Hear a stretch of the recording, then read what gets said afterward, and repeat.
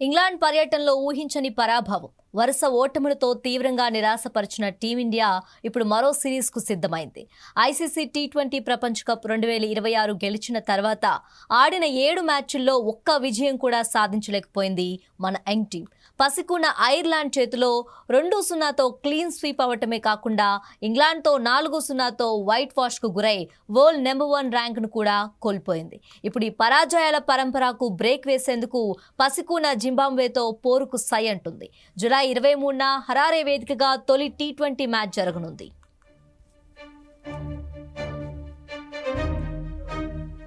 England గడ్డపై భారీ అంచనాలతో అరంగేట్రం చేసిన టీనేజ్ సెన్సేషన్ 15 ఏళ్ల వైభవ్ సూర్యవంశీ అక్కడ తీవ్రంగా నిరాశపరిచాడు. వరుసగా 14, 13, 17 పరుగులకే వెనుతిరిగాడు. 2 సార్లు జోఫ్రా ఆర్చర్ వేసిన షార్ట్ పిచ్ బౌన్సర్లకే వికెట్ పారేసుకున్నాడు. దీంతో బుడ్డోడి షార్ట్ పిచ్ బలహీనతపై సోషల్ మీడియాలో తీవ్ర విమర్శలు వచ్చాయి. అయితే ఈ జింబాబ్వే పర్యటన వైభవ్కు ఒక రకంగా బంగారు అవకాశం. సంజు శాంసన్ కు రెస్ట్ ఇవ్వడంతో ఓపెనింగ్ స్లాట్లో వైభవ్ కు పోటీ లేకుండా పోయింది. అభిషేక్ శర్మతో కలిసి ఈ బుడ్డోడే ఇన్నింగ్స్ ప్రారంభించనున్నాడు. ఈ సిరీస్లో గనుక తన సత్తా చాటకపోతే తుది జట్టులో తన స్థానాన్ని ప్రభ్సిమ్రాన్ సింగ్ కు తన్నుకుపోవటం ఖాయం.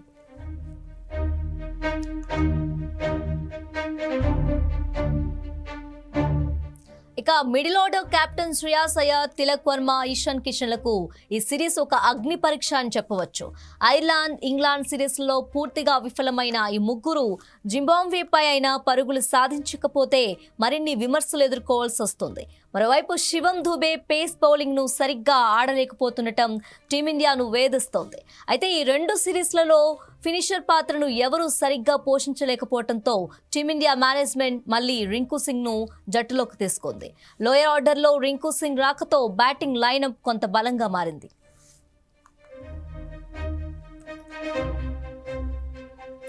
జింబాబ్వేతో మ్యాచ్లో స్పెషలిస్ట్ స్పిన్నర్ గా రవి బిష్నోయ్, స్పిన్ ఆల్రౌండర్ గా హర్ష్ దుబే బరిలోకి దిగనున్నారు. ఇక పేస్ విభాగంలో ప్రిన్స్ యాదవ్, ఎచ్ ఠాకూర్, మయాంక్ యాదవ్, అశోక్ వర్మల నుంచి ఇద్దరికి తుది జట్టులో చోటు దక్కే అవకాశం ఉంది.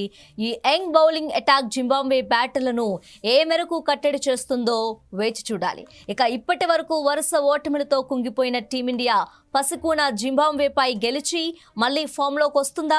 వైభవ్ సూర్యవంశీ, ఇషాన్ కిషన్ ఈ మ్యాచ్లో హాఫ్ సెంచరీలు కొడతారా అనేది వేచి చూడాల్సిందే.